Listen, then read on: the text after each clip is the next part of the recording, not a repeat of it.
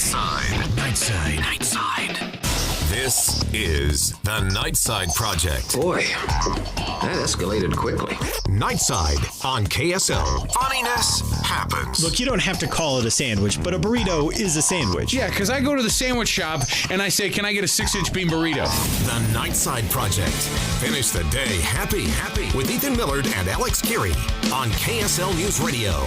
Welcome to the Nightside Project. I'm Ethan Millard here with Alex Keary. We have a very cool show, a very special show set up for you today. Alex, why don't you give us a preview of the Zen headline? Hey, yo, listen. The Zen headline is Homeless Man Saves the Day. And look, we do this from time to time, right? We go, hey, listen, sometimes the homeless guy who will give a meal to somebody, like, you know, when somebody's stranded and they run out of gas and a homeless guy gives them his last $10, and then that doesn't no, I'm not kidding. We did this the other day on the J Mac News Show. Yes, it did. And this homeless guy gave this lady $10. Yeah, but you talk about it like it's this thing that's always happening. Like you can always count on a homeless guy if you're short on cash. Listen to what happened though. No, this is just anecdotally that I don't want to happened. listen to it because I know and it's then not they did a on Zen GoFundMe page and they raised $300,000 for him to buy a new house. Yeah, well, if you're ever in trouble, or some new drugs or whatever. If you're ever in trouble and there happens to be a sober homeless guy nearby, then maybe hit him up. Well, this is apparently Ethan's He claims it doesn't ever happen, but here's yet another story where a homeless guy swoops in and literally saves the day. This makes more sense than giving out cash. But nevertheless, I'm willing to let it kind of play out. All right. But first, though, we've got another story to talk about. And, you know, I think Detroit might have just experienced its lowest point.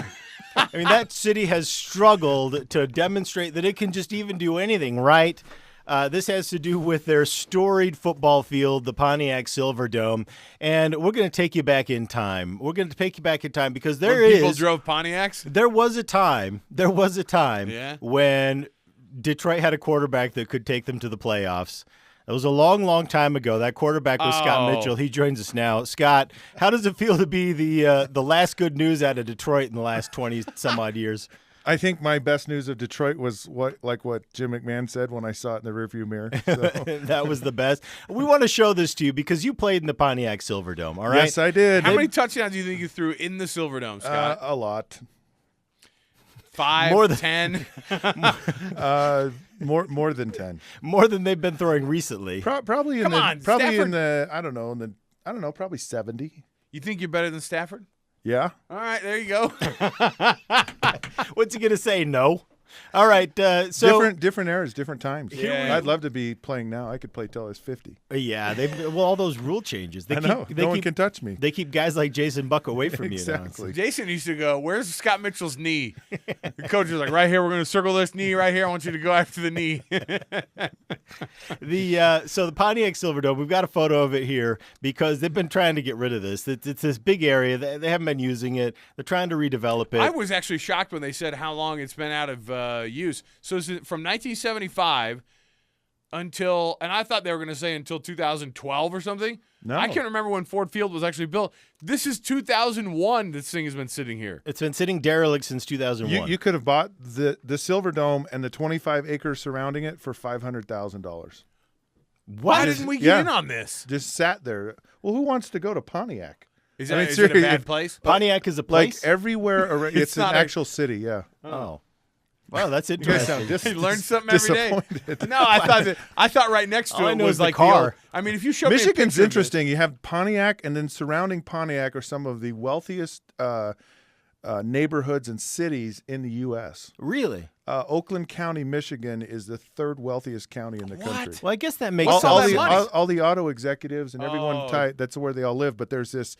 It's literally this enclave right in the middle of all this wealth. So, Pontiac. All right. And nobody, and it wouldn't be worth developing that area. Well, No. they're trying to do it now, so they're just going to take it all down. So they've rigged it with explosives. And Scott, we want to watch you. We want you to watch this very, very carefully. All right, because this is part of your legacy. These are yours. What? Looking at this part of your brings back history. memories. There's no question. What memories?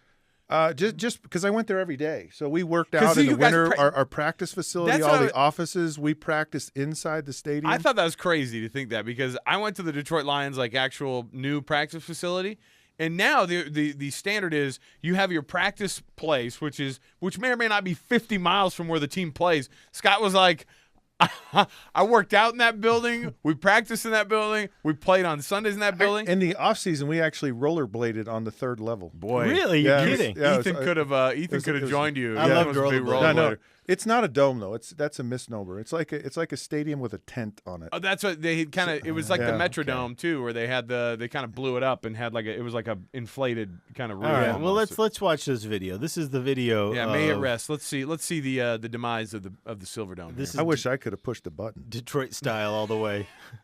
Here it goes. Oh, section of There they all go. of all those brackets around the edge. There they all go. Hold on a minute. Here it comes. Wait for it. Wait for it. Now hold on a minute. Wait for it. And Wait for it. Scene. We're Wait still for it. waiting for it. Lady in the background starts laughing and just walks off. I assume she just laughed and walked off. So the Pontiac True to- Silverdome is still standing. I don't know if this Wait, is that's it? That's That's it. it. I don't know if this is a testament to the strength of Detroit or just the lack of planning. Or it's just a perfect kind of. Which is it, Scott? Do they build good buildings or do they build poor explosives? What is it? I don't think they build good buildings, so it's probably got. I don't know that it just didn't seem like there was enough to it. It was just like, Yeah, and it's like it looked like it was too high. You know, they should have put it in. You know, what do I know about blowing up building up? But well, yeah, that's just. But any 10-year-old could go, yeah, should have put more bombs on it. That's what you would have said. Was why didn't this thing explode more? And they had a few explosions go off, and then the demolition company said, hey, well, if it doesn't fall under its own weight, we'll give it a week. So I didn't know that there was so much time where they go, hey, we'll give it a week here, and if it doesn't fall under its own weight and gravity does its thing, then we're going to bring in heavy machinery, which sounds like an awful deal. I wouldn't get close to that. Maybe thing. it was Jimmy Hoffa. Maybe Jimmy Hoffa's buried under here somewhere, and so there was extra reinforcement that they didn't want you to get to yeah, it. they didn't. Okay. anticipate. That's Hoffa strong, is what that is. That's Hoffa Hashtag strong. Hoffa strong. Now, you sound like you're like good riddance to the Silverdome, but it was Good memories. Yeah, though, you right? didn't. Did you ever I mean, see Forrest Gump when they throw the rocks at the girl's house and burn it down? That's kind of like that. That's kind of like the way you feel about it. Yeah, There's a lot of it's- blood, sweat, and tears. Wait, tears? Did you? Any It's tears in that all building? the above. There's blood, sweat, tears, smiles, Saliva, Yeah, you name it. slobber knock. You The- probably got the snot knocked out of you a couple times. It was an interesting building. I hated it actually. The roof was held up by air pressure, right. Right. and so whatever the temperature was outside was what the temperature was in the building. So even though we would practice inside, And you would think, oh, we're gonna be. it'd be it's gonna warm, Be it'd be climate controlled. It was like it was like 14 below. Oh my. So it Hated was, that. It was freezing, but it just wasn't snowing on you. And the field was asphalt with a small little piece of carpet. Those on it. the AstroTurf back in the day was hilarious because it was about as thin as you could get, and it was rock hard. And they would roll it up on a big roller, so it would roll from one end zone to the other. They had a metal gate that they would lift up, and the big roll would go down in the metal gate, and then the metal roof would fall on it, and they would. When they'd have concerts or they'd have monster truck motocross, yeah. they'd come in. They just truckload after truckload of dirt, take out a section of the stands and do a hairpin curve. Well, Someone died in a Rolling Stones concert there. Oh, wow. So fell Well, off look, the upper deck. I feel and- like if you're in Detroit and you don't die at a rock concert, you really didn't get your money's worth. Actually, the best part about it Jeez. was the fights that would break out. So guaranteed there would be multiple fights every week that, Nice. that would break out. That During- was during the the game, games. and it wasn't just like It's it between wasn't Detroit fans too. It wasn't like No, them yeah. fighting with the Viking fans. right. It was just- It wasn't like one person. It was like a section, and it was just like a barroom brawl, and they just all started. I love Just it. yeah. Well, look. So that gave you something to watch. Yeah, so it's a very eclectic, Yeah, look, iconic place. That a best lot of win. things happen besides football. Best win in your career at the Silverdome. Go. Best memory, because it sounds like you got a lot of. Sounds like you have a lot No, of like, there were a lot of cathartic. This is No, like a there- cathartic moment for you, where you're like, There were a lot of. So we beat the New York. We beat the New York Jets last game of the season. Barry Sanders rushed for 2,000 yards. It put us in the playoffs. And Reggie Brown was a linebacker who was paralyzed. Actually died on the field. They resuscitated him, and he During actually that game? during the game, he actually he recovered from his paralysis, which was like one That's in 1,000. amazing. Yeah. That was a good one. Beating Steve Young and the San Francisco 49ers on Monday Night Football was another big game. All the Thanksgiving games were awesome. The first game I played against the Atlanta Falcons, we came from behind, won the last second. There are a lot of good memories. That's awesome. Yeah. Well, we appreciate you coming on the Nice Side Project and A sharing lot of some good memories. But you know what? I'm still watching it. He's like, Well, no, I'm still watching it. waiting for it to fall I'm just down. waiting for it. Yeah, It's going to fall down. Still anymore. hasn't. Yeah. Still hasn't. They're going to look. Maybe you can go out there, throw a couple footballs at some key areas on the. I'll get on a plane right now and head out. Fly out to Pontiac. Detroit. Look, there are a couple beams you can probably hit with a couple spirals and it might come down. Right. I mean, they still have beams up. I know. I think that the demolition company, they act like this totally happens all the time. They're like, well, give it some time.